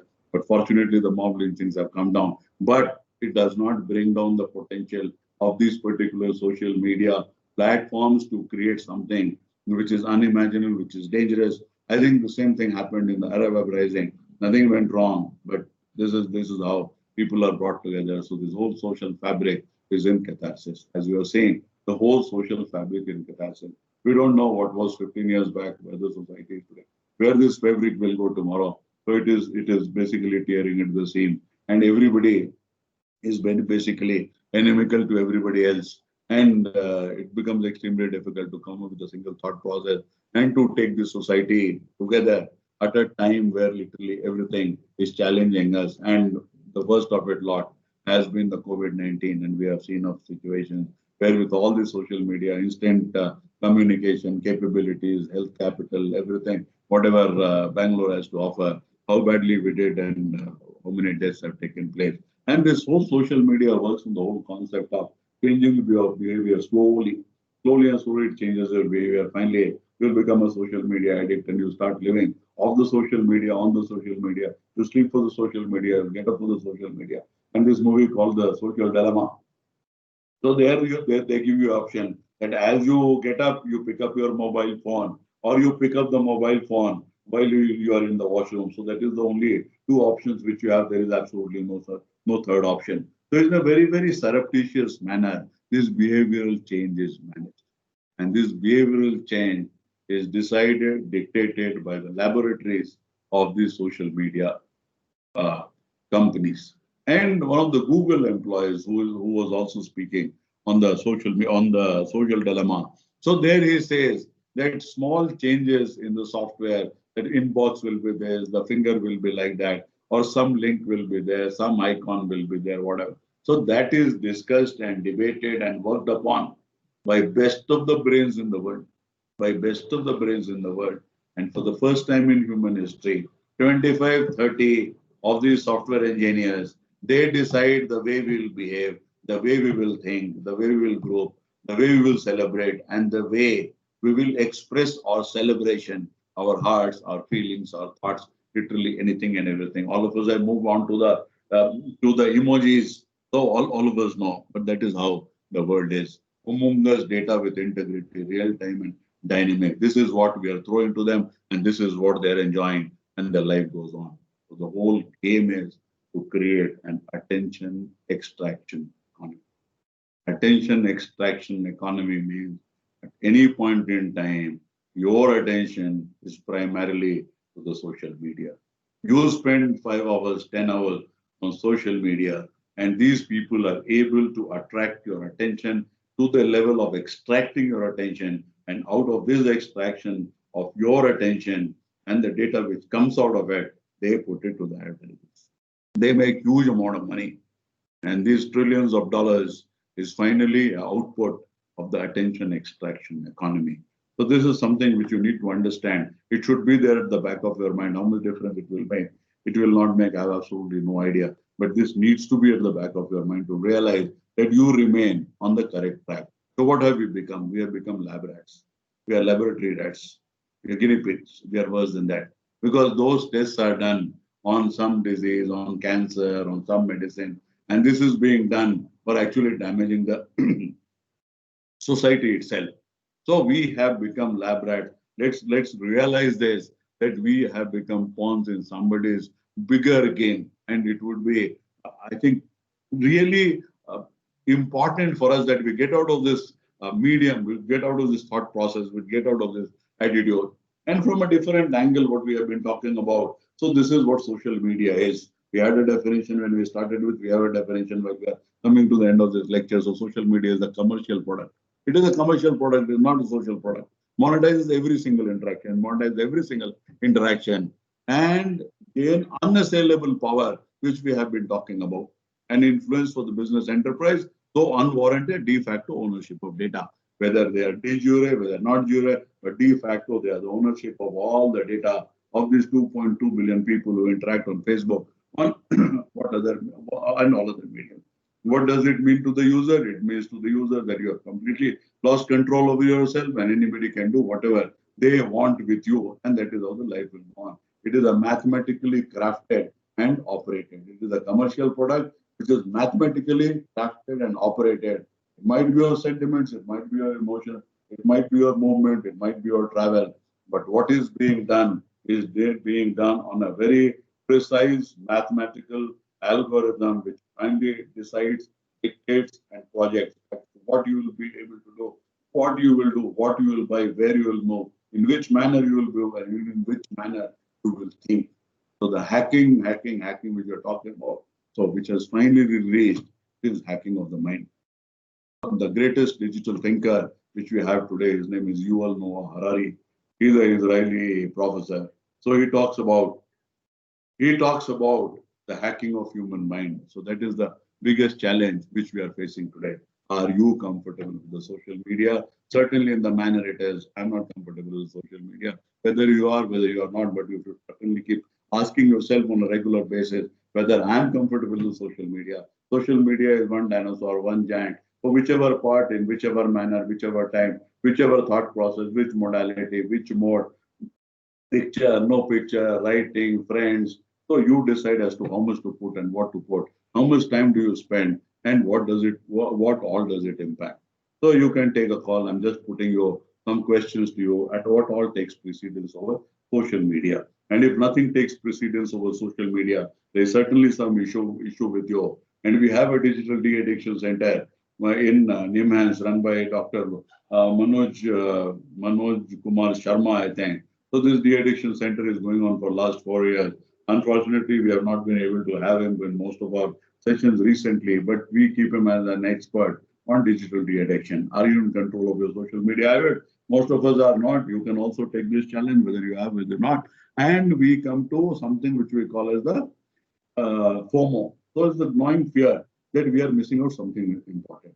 Fear of missing out. So this is the fear of missing out. We feel we are missing out if we are not on the social media. Unfortunately, there is nothing great to miss on the social media. There is nothing great happening on the social media. It is a hype created which will take your time, your energy, your thought process, your money literally. It will spoil you. So this FOMO has become a disease. And this FOMO finally leads to digital addiction and all the mess which we get into. So now it is a commercially created digital mess. Is interruption your default state? If interruption is your default state, you will not be able to do it because you need concentration.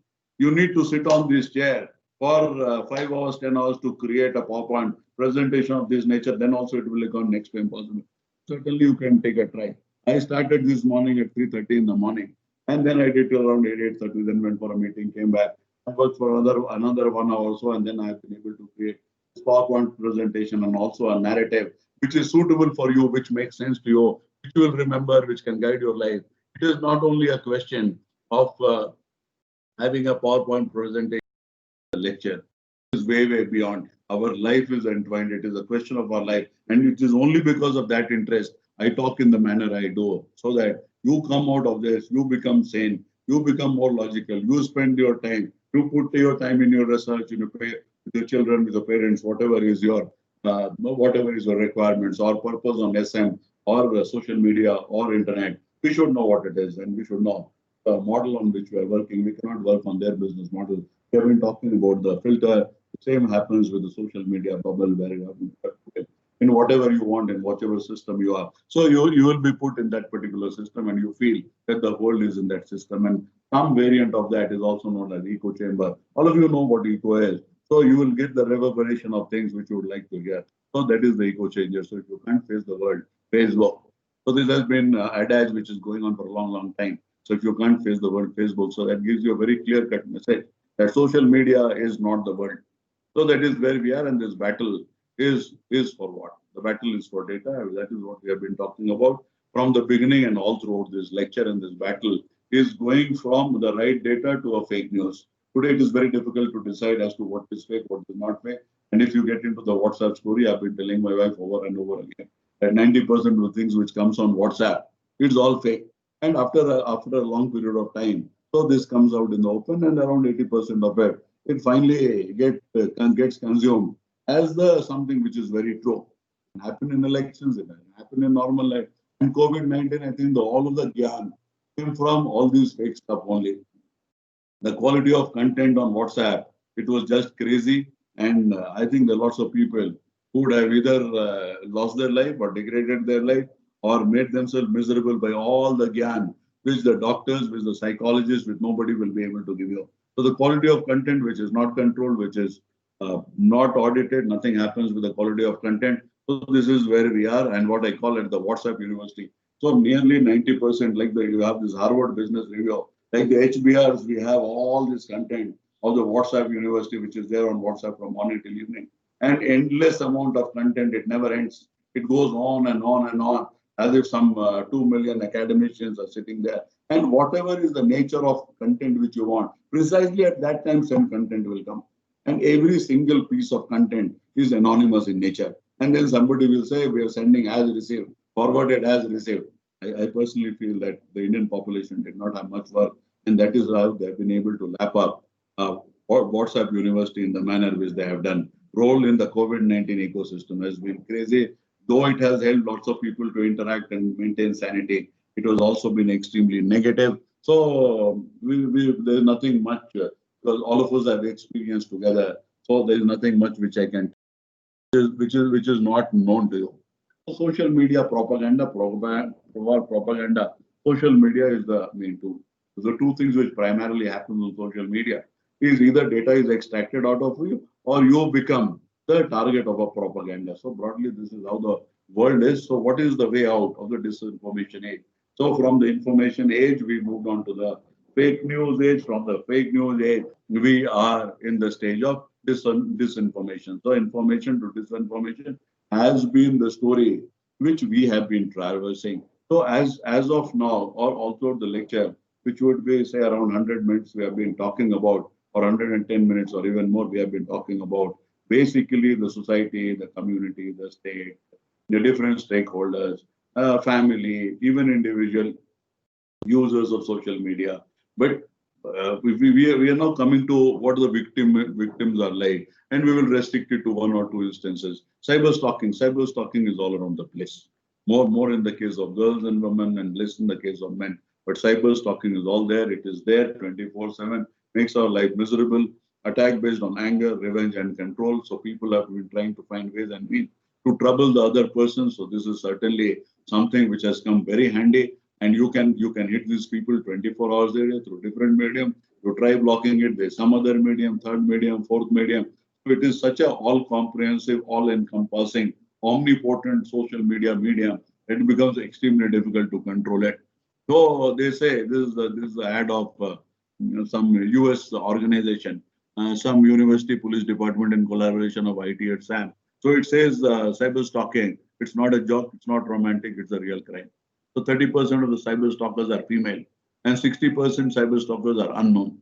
60% of the victims are female, and 40% of the victims are male, and 40% of the cyber stalkers are men. There's all sorts of detailing which is there, which you can get over the get over internet. Once you get into that, you get all details of cyber stalking, whatever level you want, and cyber bullying as well. I keep getting cases regarding cyber bullying and how these young girls are literally tormented. Sometimes it goes into bullying, gets into revenge pornography, it gets into lots and lots of areas. It's a humiliation, it is a thought process, it leads to suicidogenic impulses, victims lower self-esteem, increased suicidal ideation, and emotional responses. They get scared, frustrated, angry, depressed, and it finally affects, I think, their entire life. So finally, where it comes to that privacy has become public. There's absolutely nothing left of privacy. And privacy, in simplest sense, allows each human being to be left alone in a core which is inviolable. So I don't think anything of that nature is left. And unless we improve our methods of our existence, it will become even more and more difficult, or whatever little privacy is left with us. I don't think anything great is left. And if we want to resurrect privacy, I have absolutely no idea whether data protection bill and later changing into the data protection act, given the background of the GDPR in European Union, whether we will be able to salvage privacy and whether we are finally able to give ownership of data to the owners themselves, which are we the users. Correct. So we where are we in reality? We are way off. In reality, we are nowhere close to privacy. We have lost our privacy, and the gap has went on increasing. Now, primarily as we move further, you make yourself responsible for your privacy by putting in only the amount of information which is required, mostly neutral information and some communication. That is the only way you can safeguard your privacy. And if you start putting in all the details, some nonsense in whatever mode for whatever purposes, it is certainly going to bite you in the days to come. And privacy cannot be a trade-off for convenience. And this is what we have been taught, and this is what all these companies have done. So they tell we are giving you convenience. So your privacy, you'll have to give it to us. There's no privacy. Privacy cannot be a trade-off of convenience. Unfortunately, our governments the world over, they have not been able to deal with this problem. And finally, it is a world held hostage. It is not only data which is held hostage. It is actually the world held hostage because they decide, they dictate, they make fun, they create nuisance, they create nuances, they create new systems of interaction, literally everything, and new systems of monetization and controlling the world. And being super nation states, this company is being super nation state. The world is held hostage. There's absolutely no doubt about it. Can we bring, that word is missing, can we bring sanity and security to our existence? It has to be a small beginning from our side, and that is the only way we can bring sanity and security. If we leave it to the government, if we leave it to the companies, it has not happened. It has been eroded in the last 15 years. We'll keep on getting eroded by the time we become completely stark naked, and anybody can come and do anything with us. And even with that, the governments will not get any single penny out of what Facebook earns, whatever WhatsApp earns, and these are all billion and trillion dollar companies. Is the social media mental state reversible? It is reversible. The day you decide it becomes reversible. There are so many ideal examples outside. There are people who still don't use the social media. There are people who use for very frugal purposes. There are people who use only for strict professional purposes. So it is your take. If you want to have fun and frolic, please have it in your life. Don't it have on the social media. Social media is just a drama. It is a make-believe world. It is a filtered world. It is an echo chamber. It is not reality. If something happens to you, nobody is going to come from your influencers or 10 lakh, 20 lakh people, millions and millions of people if something happens. So no, none of these guys, they are all fictional creatures. Their names are there, addresses are there. Actually, in real life, I call them as fictional creatures. You cannot live off the social media. You cannot have a life of the social media. To do social media, internet companies know you better than you know yourself. Facebook at one point in time said that with 64 likes, they will be able to tell you what the user is like. With 150 or 200 likes, they will be able to tell you more than your parents, more than your friends, more than your acquaintances, more than 300 likes, they will be able to tell you more than your spouse. So this is where Facebook is. So they have a complete history, geography, biology, chemistry, MRI of me. Social media is sitting on that level of very credible data and the capability to do anything what we want to do. So cyber is like, our life now. See, that is irreversible. Now digital is our life. There is absolutely no other way about it. And cyber and physical has become one and the same thing. So it's a one seamless system of cyber physical. That is how our lives operate. So cyber is our life. We have to live it responsibly in our own interest. There's absolutely no other choice.